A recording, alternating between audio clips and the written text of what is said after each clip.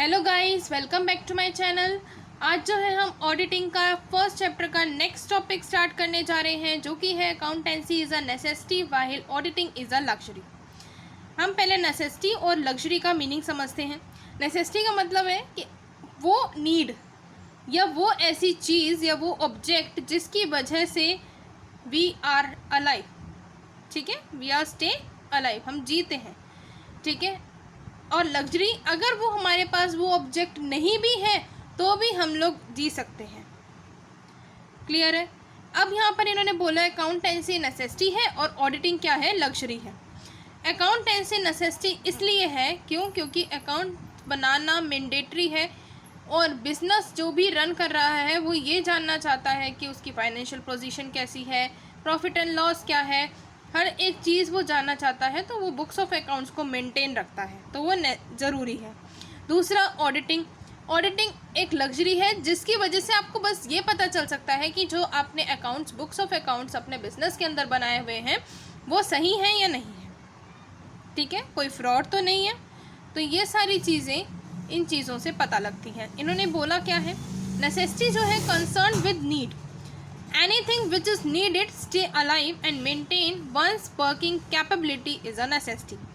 दूसरी बात कहें लग्जरी की, तो लग्जरी का मतलब है implies that needs or those objects without which a person can stay alive, यानी उसके बिना भी पर्सन जिंदा रह सकता है, बट अगर उसकी नॉन अवेलेबिलिटी है ऑफ विच में not increase his working capability. Working capability तो इंक्रीज नहीं करेगी, लेकिन कुछ केसेस में वर्किंग कैपेसिटी को डिक्रीज कर सकती है, ठीक है।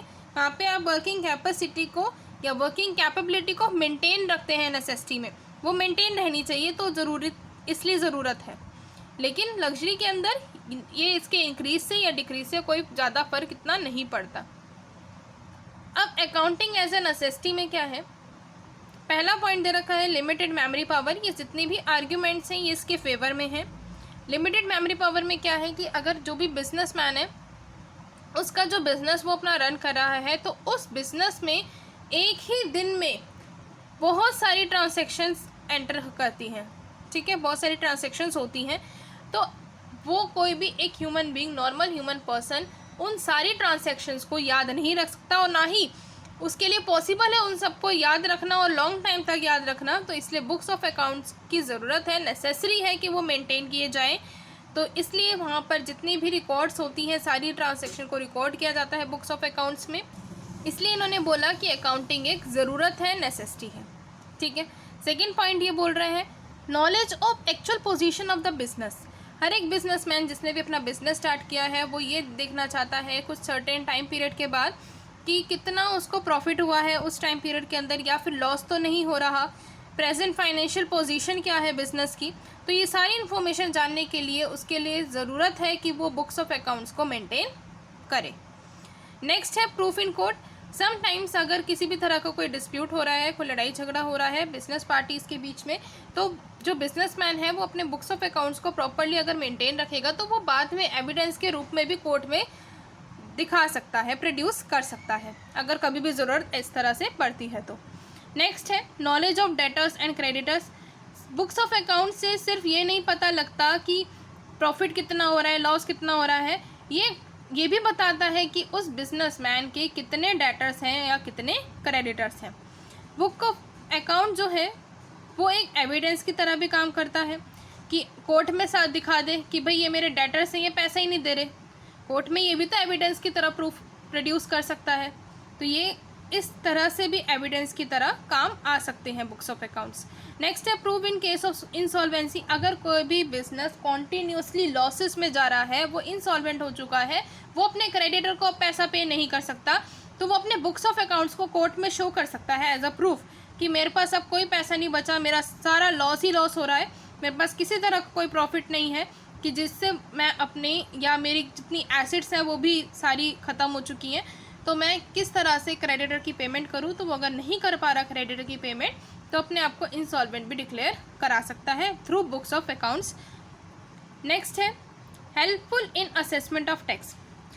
कभी भी अगर वेरियस टैक्सेस पे करने पड़ते हैं बिजनेसमैन को, इनकम टैक्स है, सेल्स टैक्स है, ठीक है। इनकम टैक्स और सेल टैक्स ऑफिसर्स जो हैं वो बुक्स ऑफ अकाउंट्स को मंगवाते हैं एज एन एविडेंस के रूप में, और उनके हिसाब से उसके टैक्स को कैलकुलेट किया जाता है, डिटरमाइन की जाती है उसकी कितनी लायबिलिटी बनती है। नेक्स्ट है कंपैरेटिव स्टडी पॉसिबल। अगर बिजनेसमैन प्रॉपरली अपने बुक्स ऑफ अकाउंट्स को मेंटेन करेगा तो वो अपने बुक्स ऑफ अकाउंट्स को कंपेयर कर सकता है। जैसे वो प्रॉफिट एंड लॉस बना रहे हैं, इनकम एंड एक्सपेंस को रख रहा है, पूरे तरह से उनके रिकॉर्ड रख रखे हैं, सेल्स परचेज के पूरे तरह से रिकॉर्ड रख रखे हैं, तो वो क्या कर सकता है, कंपेयर कर सकता है अपने बुक्स ऑफ अकाउंट्स को प्रीवियस ईयर के साथ भी या फिर किसी सिमिलर ऑर्गेनाइजेशन के साथ भी। और प्लानिंग में भी ये हेल्पफुल होता है, क्योंकि पहले आपने प्रीवियस ईयर में क्या किया, अब के ईयर में क्या किया, किस तरह की डेविएशंस है वो आप देख सकते हैं, और बाकी उसके ऊपर आप प्लान कर सकते हैं कि हाँ अगर हमने ये न्यू प्रोसेस स्टार्ट किया था तो हम इसी को कंटिन्यू रखेंगे क्योंकि इसने बहुत अच्छा काम किया। ठीक है। नेक्स्ट है कन्वीनियंस इन बोरोइंग। अगर एक बिजनेसमैन को समटाइम्स क्या होता है, बार बार से फंड की रिक्वायरमेंट पड़ती है, तो हर टाइम तो वो अपने ओनर्स फंड को यूज़ नहीं कर सकता, तो अगर उसको अपने बिजनेस को एक्सपैंड करना है, बढ़ाना है, और उसको डिफ़िकल्टी फेस हो रही है, इकोनॉमिक डिफ़िकल्टी, और उसको बोरो करने हैं फंड्स को, तो वो अपने बुक्स ऑफ अकाउंट्स को भी दिखाकर फंड्स को बोरो कर सकता है। नेक्स्ट है हमारे पास helpful in sale of business. अगर कोई भी बिजनेस सेल किया जाएगा तो जो परचेज कंसिडरेशन है वो भी डिसाइड होगी on the basis of valuation of various assets and liabilities as appearing in the books of account. जो भी बुक्स ऑफ अकाउंट्स में लिखी हुई हैं एसेट और लायबिलिटी की वैल्यू, उसकी वैल्यूएशन के अकॉर्डिंग ही उस बिजनेस को सेल किया जाएगा। तो सेल के टाइम पर भी जो अकाउंट्स है वो बहुत ज़्यादा ज़रूरी है। ठीक है, इसलिए बोला गया है अकाउंटेंसी इज़ अ नेसेसिटी।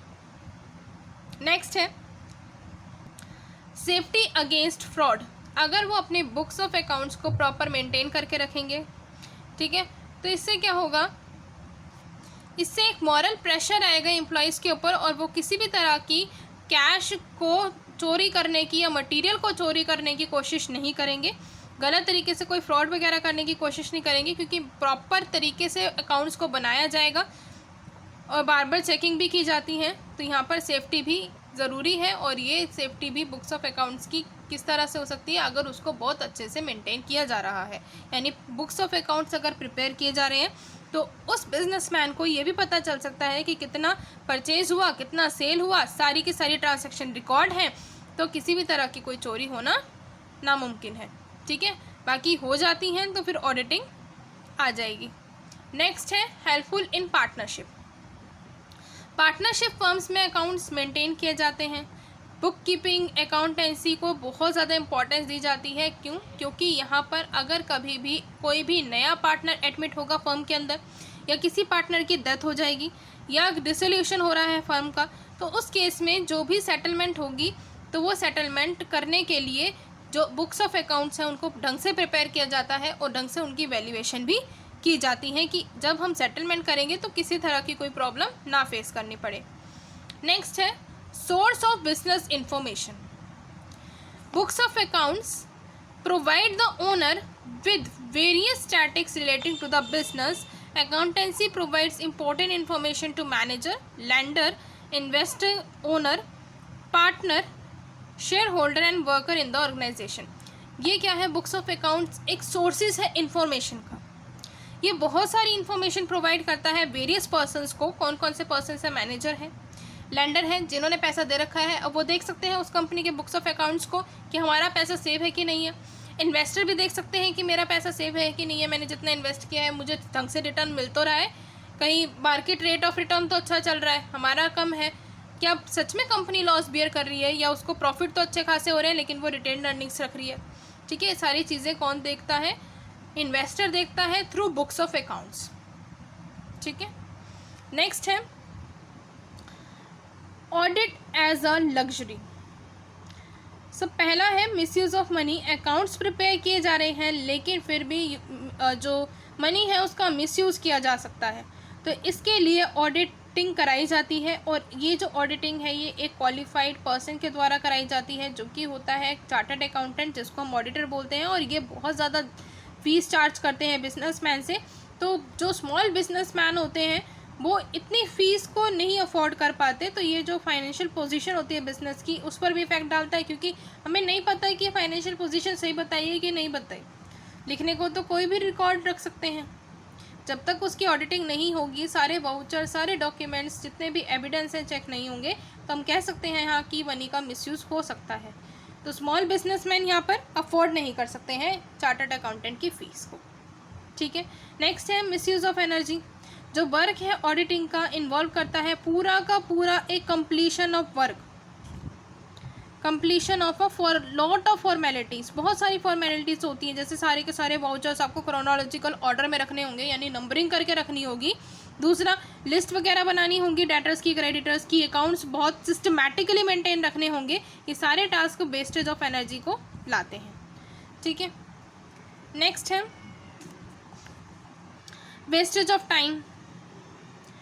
अब अगर ऑडिटिंग ना हो तो देखिए यहाँ पे वेस्टेज ऑफ टाइम में क्या है, जो वर्क है ऑडिटिंग का वो बहुत ज़्यादा टाइम ले लेता है। क्यों ले लेता है? क्योंकि इंस्ट्रक्शंस जो है ऑडिटर को वो सारी दी जाती हैं। एम्प्लॉयज़ जो हैं are mostly engaged, provide him with information and explanations. अब देखो सारे के सारे वाउचर्स अरेंज ऑर्डर में रख दिए, सारी बुक्स वगैरह मेंटेन कर दी, उसके बाद भी ऑडिटर कई बार कॉल पर बुलाता है इन्फॉर्मेशन के लिए। एम्प्लॉय से सारा सामान मंगाता है, आज ये वाली फाइल ले आना, आज ये वाउचर्स ले आना, ये जो लिस्ट है इसको प्रिपेयर करना, आज तुमने ये एक्सप्लेनेशन देनी है। तो इससे क्या होता है कि जो एम्प्लॉयज़ है वो उस ऑडिटर के साथ ही लग जाते हैं, और जो बाकी का जो कंपनी का काम होता है वो लेट हो सकता है।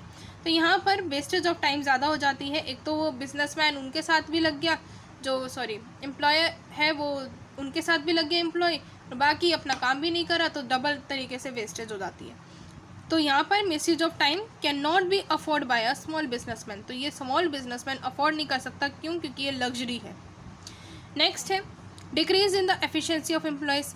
Repeated demands of information, bar bar information मंगाने से, एक्सप्लेनेशन देने से जो एम्प्लॉयज़ हैं वो ज़्यादा ना वैसे हो जाते हैं, एफिशिएंट नहीं रहते, उनकी जो एफिशिएंसी है काम में वो डिक्रीज़ हो जाती है। ठीक है, क्योंकि बार बार अब वो काम कर रहा है अपनी जगह पर, अब फिर से ऑडिटर का बुलावा आ गया, वो फिर काम छोड़कर जा रहा है, फिर अपने काम पे वापस आता है, फिर से इन्फॉर्मेशन के लिए बुलावा आ गया, फिर काम छोड़कर चला जाता है। तो इस तरह से हिंड्रेंसेस क्रिएट हो जाती हैं और वो अपनी एफिशिएंटली काम नहीं कर पाता। नेक्स्ट है irrelevancy of audit. Normally it has been notice that, ये नोटिस किया गया है कि ऑडिटिंग करवाने के बाद भी कई ऐसे फ्रॉड्स होते हैं जो कि अनडिटेक्टेड रह जाते हैं, यानी वो रह जाते हैं, नहीं पता चल पाता उन फ्रॉड के बारे में। क्यों? क्योंकि उनकी ट्रांसैक्शन नहीं की होती। अब ऐसी कोई ट्रांसैक्शन है, मान लो परचेज़ की कोई ट्रांसैक्शन है, ठीक है, मैंने ऐसी कर दी, बुक्स ऑफ अकाउंट्स में परचेज़ लिख दिया और ऑडिटर से बोल दिया ये वाला बिल तो मिल ही नहीं रहा हमें। ठीक है, तो यानी यहाँ पर फ्रॉड होने के चांसेस होते हैं। या फिर मैंने जो है परचेज़ कर कर मटीरियल अपने पास ही रख लिया और वो परचेज़ का जो वाउचर था वो फेंक दिया मैंने, तो ये भी एक फ्रॉड है। ठीक है, तो फ्रॉड, ये ऐसे फ्रॉड होते हैं जो डिटेक्ट नहीं हो पाते समटाइम, तो रह जाते हैं। अब देखो, based on the above arguments हम ये कह सकते हैं कि ऑडिट जो है वो लग्जरी है स्मॉल बिजनेसेस के लिए, लेकिन ऑडिट जो है is a luxury for every business is wrong. यानी स्मॉल बिजनेस के लिए तो लग्जरी है लेकिन सारे बिजनेस के लिए लग्जरी है, ये कहना गलत है। क्योंकि समटाइम्स जो लार्ज स्केल पर प्रोडक्शन कर रहे हैं, जो लार्ज स्केल पर काम कर रहे हैं, उनके लिए ऑडिटिंग एक नेसेसिटी ही कही जा सकती है। ठीक है, अब ऑडिटिंग जो है कंपलसरी हो चुकी है किन किन के केस में? Case of companies, trust, cooperative societies and government corporations. ठीक है, saying that auditing is not a necessity is not totally correct. Auditing necessity नहीं है, ये टोटली करेक्ट तो नहीं है, लेकिन हाँ कहीं भी अगर जैसे आप कह रहे हैं कि गलत है तो गलत भी नहीं है। ठीक है, सही भी नहीं है और गलत भी नहीं है। Auditing may be luxury as may be accountancy in certain cases. We can say that auditing is necessity for the large organization. हम ये कह सकते हैं कि ऑडिटिंग जो है वो लार्ज ऑर्गेनाइजेशन के लिए ज़रूरी है लेकिन स्मॉल ऑर्गेनाइजेशन के लिए लग्जरी है। ठीक है, ये बात ज़रूर ध्यान रखनी है। अगर आप जब भी आंसर इसका देंगे तो सबसे पहले आपने नेसेसिटी वाले पॉइंट लिख देने अकाउंटेंसी के, फिर ऑडिटिंग के लिख दो एज अ लग्जरी। उसके बाद आप ये बता दो कि स्मॉल बिजनेस के लिए तो ये लग्जरी है लेकिन हम ये नहीं कह सकते हैं कि लार्ज ऑर्गेनाइजेशन के लिए लग्जरी है, क्योंकि लार्ज ऑर्गेनाइजेशन इसको अफोर्ड कर सकती हैं और उनके लिए ये नेसेसिटी है। ठीक है, नेक्स्ट है हमारे पास scope of audit. Scope of audit scope of audit implies to the limits beyond which the auditor can not take his work. Scope of audit का मतलब है कि जहाँ तक ऑडिटर काम कर सकता है करेगा, लेकिन अपने काम से बाहर की लिमिट को क्रॉस नहीं करेगा। तो वो अपना स्कोप को डिटरमाइन उस किस तरह से करता है, वो क्या करता है, जो भी उसको प्रॉब्लम्स फेस करनी होती हैं उस हिसाब से देखता है कि क्या क्या काम मुझे करना है और क्या क्या काम मुझे नहीं करना, मेरी क्या क्या ड्यूटी हो और मेरी नहीं है, इन सबको वो चेक करेगा। फिर एक प्रॉपर एक प्लान बनाएगा, ऑडिट प्लान, कि किस प्रॉब्लम को फेस करना है, किस तरह से मुझे किस दिन क्या करना है, इस तरह से एक पूरा का पूरा प्लान बनाएगा और उसके बाद उस प्लान को एग्जीक्यूट करेगा। ठीक है। पहले के टाइम पर क्या होता था, जो स्कोप था ऑडिटिंग का वो सिर्फ और सिर्फ कैश बुक तक ही लिमिट था। क्यों? क्योंकि पहले जितनी भी ट्रांजैक्शंस होती थी, मोस्टली ऑफ द ट्रांजैक्शंस जो थी वो सारी की सारी कैश बेसिस पर ही होती थी। लेकिन आजकल के टाइम पे बिजनेस का स्केल बढ़ गया, ग्रोथ अपॉर्चुनिटीज़ बहुत सारी हैं।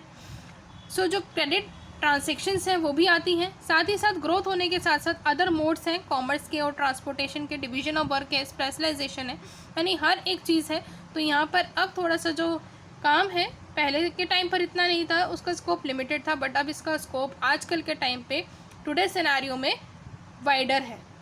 ठीक है। जो वर्क होता है ऑडिटर का, उसके अंदर क्या क्या इंक्लूड होता है, examine the arithmetical accuracy of the accounts, arithmetical accuracy check करना। दूसरा, बुक्स ऑफ अकाउंट्स को एग्जामिन करना ऑन द बेसिस ऑफ जो भी वाउचर्स उनको दिए जा रहे हैं, इनवॉइसेस या डॉक्यूमेंट्स या अदर जो सब्सिडरी बुक्स होती हैं। नेक्स्ट है एग्जामिन करना और वेरीफाई करना कि कितनी एसेट्स और लाइबिलिटी शो की गई है बैलेंस शीट के अंदर। Giving a factual report of the results of his examination to his client, जो भी क्लाइंट है उसका, यानी जो ऑडिटर का जो क्लाइंट है उसको वो सारी की सारी इन्फॉर्मेशन देगा, एक रिपोर्ट प्रिपेयर करके देगा और ये बताएगा कि वो रिपोर्ट जो बुक्स ऑफ अकाउंट्स हैं वो एक्यूरेट हैं या नहीं है। ठीक है। Limits of the scope of audit are different in different organization. जो लिमिट है स्कोप की वो अलग अलग ऑर्गेनाइजेशन में अलग अलग है। कैसे अलग है? ऑब्जेक्टिव जिस हिसाब से होगा ऑडिट का उस हिसाब से होगी। और जब भी ऑडिटर अपनी लिमिटेशंस को देखेगा, अपने स्कोप को देखेगा, तो सबसे पहले वो क्या ध्यान रखेगा कि क्या ऑब्जेक्टिव है ऑडिटिंग का, या और क्या देखेगा कि जो क्लाइंट है उसने सारे जितने भी स्पेशल नोटिस थे वो इशू किए कि नहीं किए हैं, ट्रायल बैलेंस जो है वो टैलिड है या फिर उसके अंदर कोई डिस्क्रिपेंसी है। ठीक है। अगर क्लाइंट जो है एक पार्टनरशिप फर्म है या कंपनी है तो देन द स्कोप जो होगा ऑडिटिंग का should be determined keeping in mind in the partnership act. Partnership act को ध्यान में रखते हुए वो अपने स्कोप को देखेगा और पार्टनरशिप डीड को ध्यान में रखते हुए। लेकिन अगर कंपनी का केस है तो MOA और AOA को ध्यान में रखेगा, यानी मेमोरेंडम ऑफ एसोसिएशन और आर्टिकल्स ऑफ एसोसिएशन, जो भी केस होगा। ठीक है। पार्टनरशिप है तो पार्टनरशिप एक्ट या पार्टनरशिप डीड को ध्यान रखेगा। अगर कंपनी है तो मेमोरेंडम ऑफ एसोसिएशन और आर्टिकल ऑफ एसोसिएशन को ध्यान में रखेगा। अब स्कोप 3 तरह के बताए हुए हैं, scope of private audit, scope of statutory audit और scope of government audit. Private audit में क्या होता है? Private audit includes audit of those organization which do not need to get their books audited from the legal point of view, यानी legal point of view से audit नहीं कराना चाहते हैं। यानी इसका एग्जांपल क्या है? जो सोल प्रोप्राइटरशिप कंसर्न्स हैं या पार्टनरशिप कंसर्न्स हैं, तो उनके केस में जो ऑर्गेनाइजेशंस हैं उनका स्कोप जो है वो एक ऑडिटर और एक क्लाइंट के बीच में एक सिंपल से एग्रीमेंट कर लेते हैं। क्या एग्रीमेंट करते हैं? और एग्रीमेंट करने के बाद ऑडिटर को कहा जाता है आप ऑडिटिंग करेंगे। लेकिन अगर क्लाइंट ने, if the client is unable to specify the scope of the audit, then it merely specifies his objective for getting the audit done to the auditor, and the audit determines the scope of the audit on the basis of his own intelligence, farsightedness and experience। यानी यहाँ पर इन्होंने ये बोला है कि अगर client ये नहीं बताता कि क्या स्कोप है ऑडिटिंग का, वो ये बता देता है कि ऑब्जेक्टिव क्या है कि वो ऑडिटिंग करा रहा है ऑडिटर से, तो ऑडिटर जो है अपने आप से स्कोप को डिटरमाइन करेगा। किस बेसिस पर? अपनी इंटेलिजेंस और अपनी फारसाइटनेस या अपने एक्सपीरियंस के बेसिस पर। ठीक है। जब भी वो ऑडिटिंग करेगा तो स्कोप किस तरह से ध्यान में रखेगा? अगर कोई पार्टनरशिप फर्म है तो पार्टनरशिप डीड को देखेगा, पार्टनरशिप एक्ट को देखेगा और उस हिसाब से ऑडिटिंग करेगा।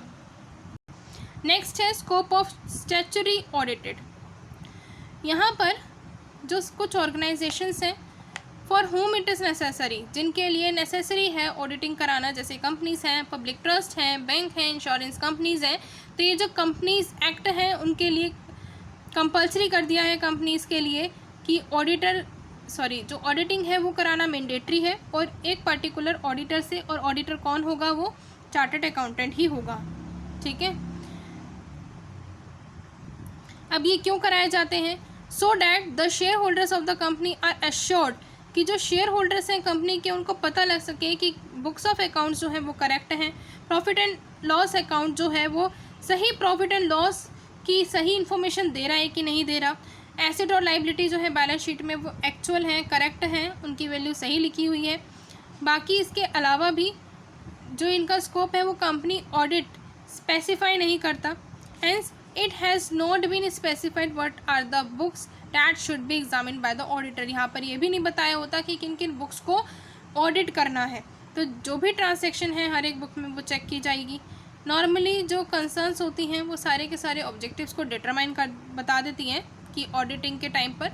तो इस स्टैट्यूटरी ऑडिट के केस में जो ऑडिटर है वो डिटरमाइन खुद करता है कि एम क्या है ऑडिट का, लेकिन वो डेप्थ एग्जामिनेशन नहीं करता। ओवरऑल रिस्पॉन्सिबिलिटी उसकी ये नहीं होती है, वो एक नॉर्मल सा एग्जामिनेशन करता है। ठीक है, नेक्स्ट है scope of government audit. Private audit normally उन कंसर्न्स के लिए हैं जो कि जिनके लिए कंपलसरी नहीं है, लेकिन स्टैट्यूटरी ऑडिट जिनके लिए कंपलसरी है। नेक्स्ट है गवर्नमेंट ऑडिट का। इसमें क्या है, जो गवर्नमेंट है वो अपने खुद के बुक्स ऑफ अकाउंट्स भी ऑडिट कराती है, जो गवर्नमेंट अपने आप से रन करा रही है ऑर्गेनाइजेशंस उनके अकाउंट्स को। इंडिया के अंदर president appoints the controller and auditor general who gets the accounts of various departments and corporations of the government examined by his employees. यानी जो गवर्नमेंट की ऑर्गेनाइजेशंस चल रही हैं उन ऑर्गेनाइजेशंस की जो ऑडिटिंग है वो कराई जाती है इसके अंदर। और इन पर्सन्स को अपॉइंट कौन करते हैं? प्रेसिडेंट अपॉइंट करते हैं, जिनका नाम है कंट्रोलर और ऑडिटर जनरल। ठीक है, फिर ये बुक्स ऑफ अकाउंट्स को एग्जामिन करने के बाद उनकी रिपोर्ट को सबमिट करा देते हैं उन गवर्नमेंट को। ठीक है, नेक्स्ट है बेसिक कॉन्सेप्ट्स ऑफ ऑडिटिंग। पहला है इंडिपेंडेंस। जो ऑडिटर है वो कम्प्लीटली फ्री होना चाहिए, उसको किसी तरह का कोई प्रेशर नहीं होना चाहिए ऑडिटिंग करने के लिए, उसका माइंड बिल्कुल फ्री होना चाहिए। ठीक है, he should examine the accounts and documents without any personal bias. किसी भी तरह का इम्पार्शियल वे में नहीं करेगा, पर्सनल बायस नहीं होगा उसका, सिंपल से ऑडिटिंग करेगा, या किसी के फेवर में नहीं होगा, ना ही किसी के अगेंस्ट में होगा वो पर्सन। जभी तो वो जो पर्सन होता है उसको बाहर से बुलाया जाता है, वो कोई कंपनी का एम्प्लॉय नहीं हो सकता। ठीक है, नेक्स्ट है एविडेंस। एविडेंस जो है फाउंडेशन है ऑडिटिंग की, एक मेन इम्पॉर्टेंट सोर्स है। ऑडिटर जो है अपना काम तभी करेगा जब वो सारे के सारे एविडेंस को चेक करेगा जो भी प्रोड्यूस किए जाएंगे, और वो एविडेंस मांगेगा। सारे एविडेंस मांग सकता है, किसी भी तरह के डॉक्यूमेंट जो भी उसको रिक्वायर्ड होंगे ऑडिटिंग करने के लिए तो वो मांगेगा, और उन एविडेंस को चेक करेगा कि वो करेक्ट हैं, सारे एविडेंस सफिशिएंट हैं, उन्होंने सारे एविडेंस दिए हैं कि नहीं दिए हैं, रिलायबल हैं यानी सही भी हैं, एक्चुअल में हैं भी evidence. Usually evidences are derived from the vouchers. Evidence कहाँ से होते हैं? वाउचर्स हो सकते हैं, डॉक्यूमेंट्स हो सकते हैं।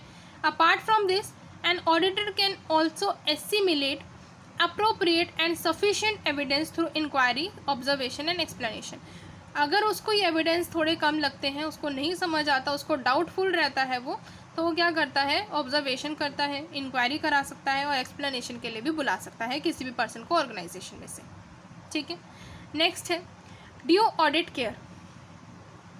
While performing the work of auditing, जो ऑडिटर है should always be on the alert. वो हमेशा अलर्ट रहना चाहिए कि वो जितने भी अगर कोई फ्रॉड्स हैं या कोई एरर्स हैं उनको वो डिटेक्ट कर सके, और बिल्कुल अलर्ट हो जाए, सारे की सारी चीज़ों को ध्यान रखे, प्रॉपर कॉम्पिटेंस के साथ, कॉशन के साथ और अलर्टनेस के साथ काम करें। ठीक है, नेक्स्ट है एथिकल कंडक्ट। लाइक जो अदर प्रोफेशनल्स होते हैं वो अपने जो कोड ऑफ कंडक्ट होते हैं उनको भी फुलफिल करते हैं, ऐसे ही ऑडिटिंग के भी कुछ कोड ऑफ कंडक्ट होते हैं, कुछ रूल्स होते हैं जो कि ऑडिटर को पूरे करने होंगे, अपने कोड ऑफ कंडक्ट को कंप्लीट करना होगा। और अगर वो अपने किसी भी कोड ऑफ कंडक्ट को नहीं कंप्लीट कर पाता, वो कहीं ना कहीं गलत कर देता है, तो वो गिल्टी कहलाया जाएगा, गिल्टी ऑफ प्रोफेशनल मिसकंडक्ट। ठीक है, नेक्स्ट है फेयर प्रेजेंटेशन। पहला है accounting proprietary. This implies date the financial statement जो भी प्रिपेयर की जा रही है, इसका मतलब क्या है कि जितनी भी फाइनेंशियल स्टेटमेंट प्रिपेयर की जा रही हैं वो यूनिवर्सल कॉन्सेप्ट ऑफ अकाउंटिंग को अकाउंटिंग के द्वारा की जानी चाहिए। यानी कि जितने भी अकाउंटिंग के कॉन्सेप्ट्स हैं, प्रिंसिपल्स हैं, उनके अकॉर्डिंग ही किए जाने चाहिए as per the rules of companies act, and that they depict a true और फेयर फाइनेंशियल पोजीशन। यानी ये भी होना चाहिए, अकाउंटिंग प्रोप्राइटरी में क्या बोला है इन्होंने, फेयर प्रेजेंटेशन होनी चाहिए, ट्रू और फेयर अकाउंट्स बताने चाहिए, फाइनेंशियल पोजीशन को डिपिक्ट करना चाहिए बिजनेस की। नेक्स्ट है एडिक्वेट डिस्क्लोजर, यानी यहाँ पर जितनी भी फाइनेंशियल स्टेटमेंट्स हैं उनकी एडिक्वेट डिस्क्लोजर होनी चाहिए। और ऑडिटर जो है सब कुछ बताएगा, अपनी रिपोर्ट को बनाएगा और ये सारी बातें बताएगा नेक्स्ट प्रोसेस में कि कंप्लीट है books of accounts, financial position जो बिजनेस के द्वारा बताई गई है वो सही है कि नहीं है, जितनी इन्फॉर्मेशन दी गई है वो करेक्ट है कि नहीं है, सारी चीज़ें वो एडिक्वेट डिस्क्लोज करेगा। ऑडिट ऑब्लिगेशन, इसका मतलब ये है कि जो एक्चुअल रिस्पॉन्सिबिलिटी होती है ऑडिटर की वो सिर्फ और सिर्फ उसकी क्लाइंट तक की रहेगी और बाकी रिस्पॉन्सिबिलिटी वो अदर पार्टीज़ के लिए भी निभा सकता है। ठीक है, और जो ऑडिटर है वो रिस्पॉन्सिबल होता है और आंसरेबल होता है अपने क्लाइंट के लिए ही सिर्फ, बट इसका जो वर्क है और इसकी जो रिपोर्ट जो ये देता है वो अदर पीपल के लिए भी इम्पॉर्टेंट होती है। यानी अगर कोई पर्सन इन्वेस्ट करना चाह रहा है तो वो इनकी रिपोर्ट्स को देख सकता है कि कंपनी सही है कि नहीं है, अगर मैं इन्वेस्ट कर दूं कहीं लॉस तो नहीं हो जाएगा। यानी ये उसकी जो रिपोर्ट्स हैं ये अलग अदर पीपल के लिए इम्पॉर्टेंट हो सकती है, बट मेन जो इसका रिस्पॉन्सिबिलिटी होती है वो उसके क्लाइंट्स तक के लिए ही होती है। ठीक है, आज हम यहीं तक का ही टॉपिक करेंगे, नेक्स्ट वीडियो में हम करेंगे नेक्स्ट टॉपिक। सो मिलते हैं नेक्स्ट वीडियो में, बाय बाय।